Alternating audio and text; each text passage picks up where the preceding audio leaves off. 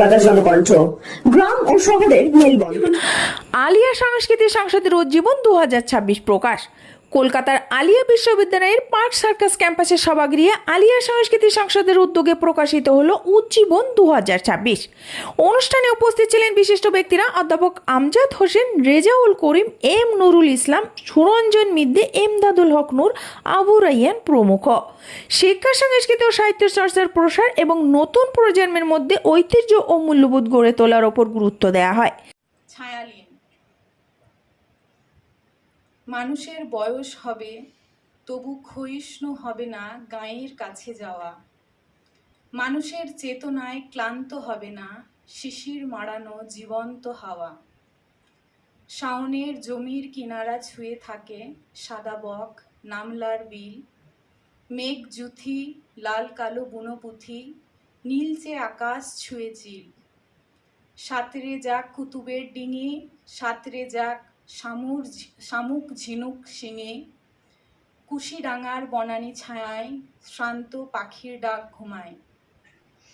আমি চিনি গো চিনি তোমারে, ও গো বিদেশিনী।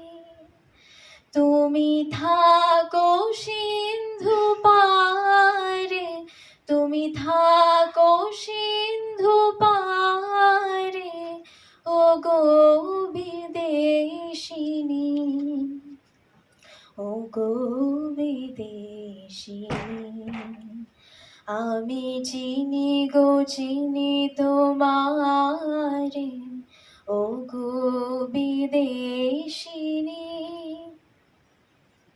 তোমায় দেখেছি শারদ প্রাতে, তোমায় দেখেছি মাধবী রাতে, তোমায় দেখেছি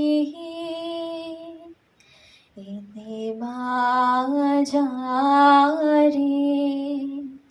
ও গো বিদেশিনী।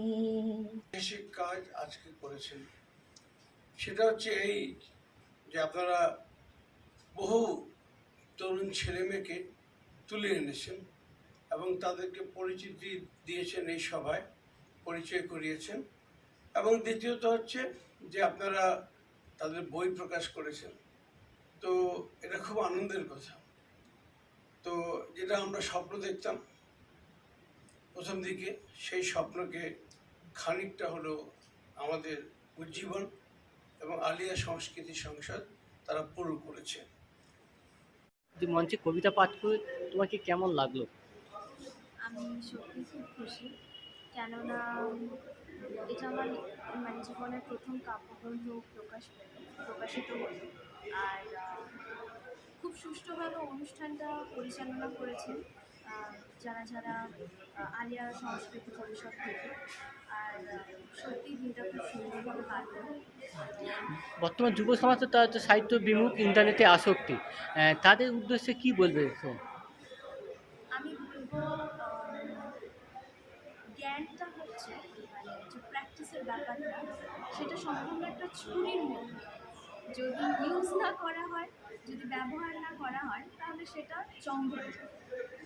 প্রত্যেক মানুষকেই তাদের যে স্কিলস আছে বা তাদের যে এক্সট্রা কারিকুলাম অ্যাক্টিভিটিসগুলো আছে সেগুলোকে প্র্যাকটিসের মধ্যে থাকা উচিত, রাখা উচিত। আর বিভিন্ন সাংস্কৃতিক যে অনুষ্ঠানগুলো আছে তার সাথে যুক্ত থাকা উচিত, যাতে কি সেলফ ডেভেলপমেন্ট হয়, তার সাথে সাথে মানসিক বিকাশ হয়, একটা ভালো ক্যারেক্টার তৈরি হতে পারে, আরও বিভিন্ন রকম বিভিন্ন জিনিস। তোমার নাম পরিচয়?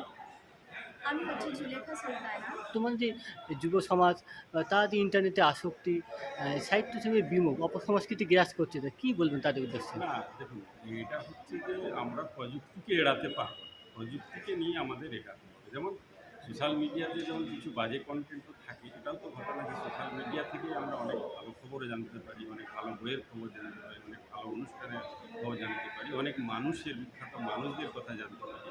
তো এটা ঠিকই যে একটা এই প্রজন্মের একটা বড় অংশের ছেলেমেয়েরা সোশ্যাল মিডিয়ার আসক্তি, ফেসবুক, ইন্টারনেটে থাকে, কিন্তু সেখান থেকে তারা পড়াশুনোও করেন। আমরা সবটা নেগেটিভভাবে না দেখি এবং এক্ষেত্রে গার্ডিয়ানদেরকে একটু বোঝানো, আমাদের একটু সতর্ক থাকা যে তারা কি দেখছেন, পড়াশোনা করছে না থাকা। তো এই আসক্তি আসলে এটা অভ্যাসের সঙ্গে সঙ্গে কমবে। যেমন একটা সময় যখন ভিডিও পার্লার ছিল তখন মনে হচ্ছিল যে সময় সেটা হারিয়ে গেছে। কম্পিউটার যখন প্রথমে আছে সবাই বলছিল যে কম্পিউটার, কিন্তু এগুলো সব প্রযুক্তি সহায়ক, আমাদের জীবনে এগুলো সহায়ক হিসাবে। যেমন এআই সবাই ভাবছিল যে সব, এখনও সমালোচনা চলছে যে ধ্বংস হয়ে যেতে পারে কিছু, কিন্তু এআইকে তো আমরা যারা লেখালেখি করছি, মিডিয়ায় আছি, আমরা তো সেটা সহায়ক টুলস হিসাবে ব্যবহার করছি সার্চিংয়ের ক্ষেত্রে।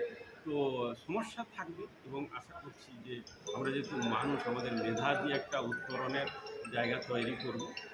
তো আমি আশাবাদী যে সোশ্যাল মিডিয়াও থাকবে আর প্রযুক্তির দুনিয়াও বাড়তে থাকবে, কিন্তু আমাদের অগ্রগতি থেমে থাকবে না। আমাদের যে সৃষ্টিশীল যে মানসিকতা, সাহিত্য, সংস্কৃতি, এগুলোই কিন্তু এগুলোকে এক সময় রুখে দেবে, এটা আমি আশা করি। আপনার নাম পরিচয়? আমার নাম হচ্ছে আবু রাইহা। অনুষ্ঠান থেকে কি বার্তা দেবেন?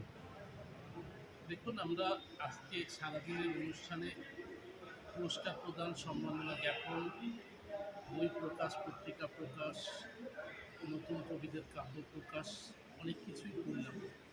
বার্তা একটাই দেওয়ার যে আমরা মনে করি যে কাজটা আমরা করছি আরও বেশি করে করতে হবে। সমাজের সব শ্রেণীর মানুষের এগিয়ে আসা দরকার। কিছু মানুষ এই বিরাট কাজকে সার্থকভাবে বেশি দিন সম্পন্ন করতে পারবে না, সবাইকেই আর্থিক এবং অন্যান্য যে শ্রম সেটা দিতে হবে। আর আরও বেশি করে এর সঙ্গে সংযুক্ত হওয়া দরকার। একাধিক সংগঠন কাজ করবে, একটা সংগঠন শুধু কাজ করবে তাকে ঘিরেই আমরা বাহবা দেব বা ভালো মন্দ বিচার করবো তা নয়। আমরা মনে করি যে এত বড় কাজ আরও সংগঠন এগিয়ে আসুন। বিভিন্নভাবে যদি এবার বাংলার বাঙালি মুসলিম সমাজের সাংস্কৃতিক জাগরণ আনতেই হয়, তাহলে সর্বাত্মক কাজ করার দরকার এবং তার জন্য আলিয়া সংসদ যেটুকু করছে সেটা মোটেই যথেষ্ট নয়, এর বাইরেও অনেক কিছু করতে হবে। আপনার নাম পরিচয়? আমার নাম সাইফুল, আমি বাংলা বিভাগ আলিয়া বিশ্ববিদ্যালয়। আলিয়া সংস্কৃতি ও সংসদের পক্ষ থেকে আগামী দিনেও এ ধরনের সাংস্কৃতিক ও সামাজিক উদ্যোগ অব্যাহত রাখার কথা জানানো হয়। সমগ্র অনুষ্ঠানটি পরিচালনা করেন অধ্যাপক সাইফুল্লাহ।